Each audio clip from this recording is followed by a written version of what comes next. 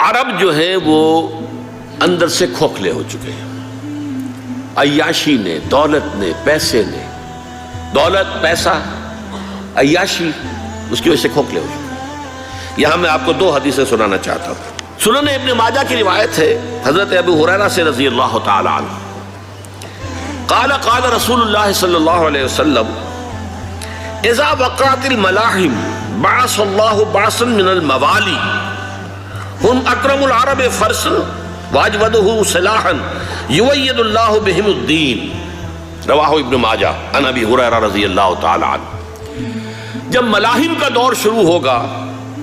تو اللہ تعالیٰ اٹھائے گا ایک لشکر یا لشکروں پر لشکر موالی میں سے۔ موالی کون ہے؟ عربوں نے جب فتح کیا تھا اس پورے علاقے کو خلافت راشدہ کے دوران، اور پھر وہ لوگ جو ہے، ایک رائے تو یہ تھی کہ انہیں غلام بنایا جائے سارے آبادیوں کو، لیکن یہ کہ حضرت عمر کا اجتہاد تھا، اس کے مطابق جو ان کو غلام نہیں بنایا گیا تو وہ موالی کی حیثیت رکھتے ہیں۔ عربوں میں دم نہیں ہے، موالی میں سے لشکر اٹھیں گے کہ جو در حقیقت حضرت مہدی کی حکومت کو قائم کریں گے۔ دوسری حدیث سنیے، عن عبداللہ ابن الحارث رضی اللہ تعالی عنہ، اور یہ ابن ماجہ کی روایت ہے، قال قال رسول اللہ صلی اللہ علیہ وسلم یخرج الناس من المشرق فیوطئون للمہدی یعنی سلطانی، لشکر نکلیں گے، لوگ آئیں گے مشرق سے اور وہ حضرت مہدی کی حکومت کو جمائیں گے اور قائم کریں گے۔ اب ذرا نوٹ کیجئے کہ جزیرہ نما عرب کے مشرق میں کون سے ملک ہیں؟ تین، ایران، افغانستان، پاکستان، یہ تین سالڈ مسلم ممالک، مسلم آبادی اکثریت۔ ویسے تو یہ کہ آگے ہندوستان میں 20 کروڑ مسلمان ہیں، لیکن وہ 20 کروڑ جو ہے وہ تو 80 کروڑ کے اندر تحلیل ہو جاتے ہیں غیر مسلموں میں، لیکن یہاں جو معاملہ ہے یہ غالب اکثریت کے۔ ان میں سے ایران کا معاملہ جہاں تک ہے، نمبر ایک یہ کہ وہ شیعہ عقائد کے حصار میں بند ہے، اس سے ادھر ادھر ہونا اس کے لیے ممکن نہیں۔ حدیث میں یہ بھی آتا کہ اصفہان سے 70,000 یہودی دجال کا ساتھ دیں گے، لیکن بہرحال خراسان ایک صوبہ ہے افغانستان کا اس وقت بھی شمال مشرقی کونے میں، مجھے امید ہے وہاں سے خیر کی، کیونکہ خراسان کا لفظ وہاں پہ شامل ہے، اور حضور کی حدیث میں بعد میں آپ کو سناؤں گا کہ خراسان سے فوجیں چلیں گی جو یروشلم کو دوبارہ حاصل کریں گی، فتح کریں گی، جیسے پہلے یروشلم کھویا عربوں نے تھا، دوبارہ حاصل کیا تھا کرد نے، کرد خون صلاح الدین ایوبی رحمت اللہ علیہ، ایسے اب پھر عربوں نے کھویا ہے، لیکن لینے والے خراسان سے لشکر آئیں گے۔ یخرج من خراسان رایات سود لا یردها شیء حتی تنصب بإیلیا، خراسان کے علاقے سے کالے علم لے کر لشکر چلیں گے جن کے رخ کو کوئی موڑ نہیں سکے گا جب تک کہ وہ جا کر یروشلم میں نصب نہ ہو جائے۔ اس کے بعد نام آتا ہے پاکستان کا۔ یہ ہے میری اور آپ کی داستان، اور یہ ہے سبب جس کی وجہ سے کہ میں آپ سے یہ گفتگو کر رہا ہوں۔ اصل میں تو کس لیے؟ محض ایک علمی استفادہ، محض اپنی بات آراء کو ظاہر کرنے کا شوق نہیں، بلکہ یہ کہ اپنی ذمہ داری ہم پہچانے کہ ہم کس مقام پر کھڑے ہیں۔ دیکھیے، اس پاکستان کے بارے میں یا ہندوستان کے بارے میں علامہ اقبال نے کہا تھا اپنے ترانہ ملی میں، میرے عرب کو آئی ٹھنڈی ہوا جہاں سے، میرا وطن وہی ہے، میرا وطن وہی ہے۔ اور مجھے بتایا گیا کہ سنن ابی داؤد میں یہ روایت موجود ہے کہ حضور نے فرمایا کہ ہندوستان کی طرف سے مجھے ٹھنڈی ہوا آتی ہے، اگرچہ مجھے وہ حدیث ابھی نہیں ملی ہے، لیکن حزب التحریر کا ایک کارڈ مجھے ملا تھا، تو اس میں اس حدیث کا اور اس میں ابو داؤد کا روایت کا حوالہ موجود تھا۔ لیکن میں جو چیز آپ کو بتا چکا ہوں وہ یہ کہ الف ثانی کا پورا تجدیدی کارنامہ اس ہندوستان کی سرزمین میں ہوا۔ مجدد الف ثانی شیخ احمد سرندی، شاہ ولی اللہ دہلوی، سید احمد بریلوی، وہ تو ہمارے پاکستان میں آ کر جو ہے ان کا خون جذب ہوا ارض پاکستان میں۔ پھر شیخ الہند مولانا محمود حسن۔ تحریک خلافت چلی تو صرف ہندوستان میں چلی اور کہیں نہیں چلی۔ آزادی کی تحریک چلی پوری دنیا میں، وہ نیشنلزم کی بنیاد پر چلی، ملے نیشنلزم، عرب نیشنلزم، ترک نیشنلزم۔ ہمارے ہاں چلی تو اسلام کے نام پر پاکستان کا مطلب کیا؟ لا الہ الا اللہ۔ پھر پاکستان قائم ہوا معجزے کے طور پر، بلکہ نازل ہوا ہے لیلۃ القدر میں، انا انزلناہ فی لیلۃ القدر، جیسے قرآن نازل ہوا لیلۃ القدر میں، یہ پاکستان بھی نازل ہوا لیلۃ القدر میں۔ اس کا برقرار رہنا ابھی تک معجزہ ہے۔ ہندو یہ سمجھتا تھا، کانگریس سمجھتی تھی کہ جھٹپٹ ختم ہو جائے گا، پھر یہ کہ اس کا قرارداد مقاصد کا پاس ہو جانا، مزید بھی اور اضافی دفعات دستور میں آ جانا، اب کمرشل انٹرسٹ کو ربا قرار دے کر حرام قرار دینا، یہ سارے لینڈ مارکس ہیں کہ جو اشارہ کر رہے ہیں کسی چیز کی طرف، معاملہ کدھر جا رہا ہے۔ پھر یہ کہ یہ جو 14ویں صدی کے مجدد تھے شیخ الہند، اس کے بعد سے کچھ ایسی شخصیتیں عظیم پیدا ہوئی ہیں ہند میں، جن کو میں سمجھتا ہوں کہ 14ویں صدی کے مجدد اور 15ویں صدی کے مجدد کے درمیان یہ 15ویں صدی کے مجدد کی راہ کو سیدھا کرنے والے، جیسے کہ حضرت یحییٰ نے کہا تھا میں تو آنے والے کا راستہ سیدھا کر رہا ہوں حضرت عیسیٰ کے لیے، ایسے ہی 15ویں صدی کے لیے امام مہدی کے لیے راستہ صاف کرنے والے سب سے پہلے علامہ اقبال، جنہوں نے اسلام کا تصور دین کی حیثیت سے دوبارہ زندہ کیا ہے، ورنہ اسلام ایک مذہب کی شکل اختیار کر چکا تھا۔ پھر مولانا مودودی، مولانا ابوالکلام آزاد حکومت الہیہ کے نعرے کے ساتھ میدان میں آئے۔ یہ اقبال نے جو تصور پیش کیا تھا اس پر عملی جد و جہد کے لیے حزب اللہ قائم ہوئی۔ نوٹ کر لیجئے 11 برس کا فرق ہے عمر کا علامہ اقبال کے اور ابوالکلام کے، اور 1913 میں جب حزب اللہ قائم کی ہے اس وقت علامہ اقبال کی ملی شاعری اپنے عروج کو پہنچ چکی تھی۔ پھر یہ کہ علامہ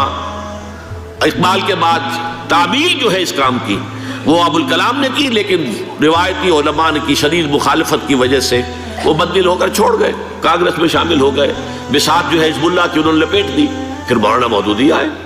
انہوں نے وہ ڈور جو ہے اس کا سرا تھاما، جماعت اسلامی قائم کی حکومت الہیہ ہی کے قیام کے لیے، اگرچہ میرے نزدیک یہ کہ وہ انتخابی اور ایک قومی سیاست کی ایک جماعت بن کر پاکستان میں جو ہے دلدل میں پھنس گئی ہے۔ اب ہم اس کی کوشش کر رہے ہیں، تنظیم اسلامی اور یہ تحریک خلافت جس کے تحت یہ جلسہ ہو رہا ہے، یہ ساری چیزیں وہ ہیں کہ آپ کو سوائے پاکستان کے اور کہیں نہیں ملیں گی پوری دنیا میں۔ معلوم ہوتا ہے کہ پاکستان کو بہت بڑا رول پلے کرنا ہے اس میں، اور اس کے ساتھ اب جمع کر لیجئے افغانستان کی عمارت افغانستان، اسلامی عمارت افغانستان قائم ہو چکی ہے۔ یہ پچھلے 20 سالوں میں جو کچھ وہاں ہوتا رہا ہے اس سے پہلے تصور نہیں ہو سکتا تھا۔ علامہ اقبال کے فرزند بھی دیکھ کر آئے ہیں، تو اگرچہ وہ خود میں سمجھتا ہوں کہ خاصے انہیں آپ لبرل کہیں، آزاد خیال کہیں، لیکن اس درجے متاثر ہو کر آئے تھے کہ انہوں نے یہ کہا افغانستان میں جو میں نے حالات دیکھے ہیں کہ اگر 2-4 اور مسلمان ملکوں کے اندر یہ نظام قائم ہو جائے تو پوری دنیا مسلمان ہو جائے گی۔ یہ سب کچھ کیسے ہو رہا ہے؟ یہ آنے والے دور کی جھلکیاں ہیں۔ Coming events are casting their shadows before. یہ سب بتا رہے ہیں کہ پاکستان افغانستان کو مل کر اس میں کوئی عظیم رول پلے کرنا ہے، اور اس کے ضمن میں اب میں علامہ اقبال کے بارے میں آخری بات کہہ رہا ہوں۔ علامہ اقبال کے بارے میں عام یہ خیال ہے، انہوں نے اپنے خطبات میں مہدی کا اور نزول مسیح کا، حالانکہ میں کل پڑھ رہا تھا مولانا سید احمد اکبر آبادی رحمۃ اللہ علیہ کا ایک مقالہ ان کا کہ علامہ اقبال نے ابن خلدون کے بارے میں یہ کہا ہے کہ مہدی کا اور نزول عیسیٰ کا دونوں کا انہوں نے انکار کیا ہے، حالانکہ ابن خلدون نے نزول عیسیٰ کا انکار نہیں کیا، صرف مہدی کا انکار کیا ہے۔ بہرحال علامہ اقبال نے خطبات میں انکار کیا ہے، لیکن یہ کہ اپنی شاعری کے اندر میں چیلنج کرتا ہوں کسی بڑے سے بڑے اقبال شناس کو، ان کا یہ شعر ذرا سنیے: خضر وقت از خلوت دشت حجاز آید بروں، کارواں زی وادی دور و دراز آید بروں۔ خضر وقت، امام وقت، رہنمائے وقت، قائد وقت، خلوت دشت حجاز، حجاز کی صحرا کی کسی خلوت گزینی سے نکل کر باہر آئیں گے۔ میں حیران ہوتا ہوں علامہ کے اس فکر پر اور اس مصرے پر۔ یہاں انہوں نے شیعہ اور سنی دونوں کے کانسیپٹ جمع کر دیے۔ شیعہ کا کانسیپٹ یہ چھپے ہوئے کسی غار میں وہاں سے برآمد ہوں گے، اور ہمارا کانسیپٹ میں ام سلمہ رضی اللہ تعالیٰ عنہ کی حدیث سنا چکا، چھپے ہوئے ہوں گے وہ وہاں پر، مدینے سے نکل کر آ کر مکے میں چھپ جائیں گے۔ اس خانہ جنگی کی حالت میں لوگ ان کی طرف دیکھ رہے ہوں گے، سوچتے ہوں گے انہیں میدان میں آنا چاہیے، کوئی پارٹ پلے کرنا چاہیے، امت کی رہنمائی کرنی چاہیے، لیکن وہ چھپیں گے، وہ کارے ہوں گے، وہ اس ذمہ داری کو قبول نہیں کرنا چاہیں گے، جا کے چھپ جائیں گے مکے میں، وہاں سے مکے والے انہیں نکالیں گے، اور وہ کارے ہوں گے، انہیں بالکل یہ پسند نہیں ہوگا کہ یہ ذمہ داری اٹھائیں۔ تو خضر وقت از خلوت دشت حجاز آیت بروں، کارواں زی وادی دور و دراز آیت بروں۔ کارواں جو چلے گا ان کی مدد کے لیے اس وادی دور و دراز، اس عظیم وادی دور و دراز، یہ وادی سندھ ہے۔ وادی سندھ جو ہے ہم سمجھتے ہیں کہ صرف یہ پاکستان اور پنجاب جو ہے یہ اس میں شامل ہے، سندھ اور پنجاب نہیں، افغانستان کا پورا مشرقی علاقہ اس میں شامل ہے۔ جیسے دریائے جہلم سندھ میں جا رہا ہے، جیسے دریائے گلگت سندھ میں آ کر ملتا ہے، جیسے دریائے چناب اور راوی اور جہلم اور یہ سب جا رہے ہیں اور آ رہے ہیں، اسی طرح دریائے کابل کہاں سے آ رہا ہے، دریائے گومل کہاں سے آ رہا ہے، ٹوچی کہاں سے آ رہا ہے، یہ سارا جو ہے ڈرین جو ہو رہا ہے ایسٹرن جو ہے پارٹ آف افغانستان، یہ سب وادی ہے۔ اس وادی کے یہ دو حصے ہیں،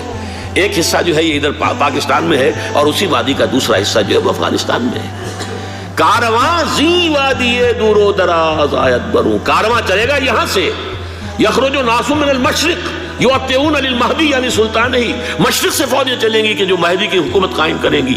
اور یخرج من خراسان رایات و سود، اور خراسان سے سیاہ پرچم چلیں گے کہ جن کا رخ کوئی موڑ نہیں سکے گا، حتیٰ تنصب بإیلیا، یہاں تک کہ وہ جا کر یروشلم کے اندر نصب ہو جائیں گے۔ حضرات، میں ایک میری گفتگو کا حصہ باقی تھا لیکن میں اسے چھوڑ رہا ہوں، اس لیے کہ گلوبلائزیشن جو اس کی ہوگی، جو خلافت علی منہاج النبوہ کی تجرید کامل حضرت مہدی کے ہاتھوں عرب میں ہوگی، اس سے پہلے اس کے لیے محنت، کوشش، جد و جہد پاکستان اور افغانستان میں ہو چکی ہوگی جو اسے سپورٹ کرے گی اور وہاں جا کر حکومت قائم کرے گی۔ اس کے بعد گلوبلائزیشن کا جو مرحلہ اس کا ہے وہ حضرت مہدی کے ہاتھوں نہیں ہے، وہ حضرت عیسیٰ ابن مریم ان کے نزول کے بعد ہے۔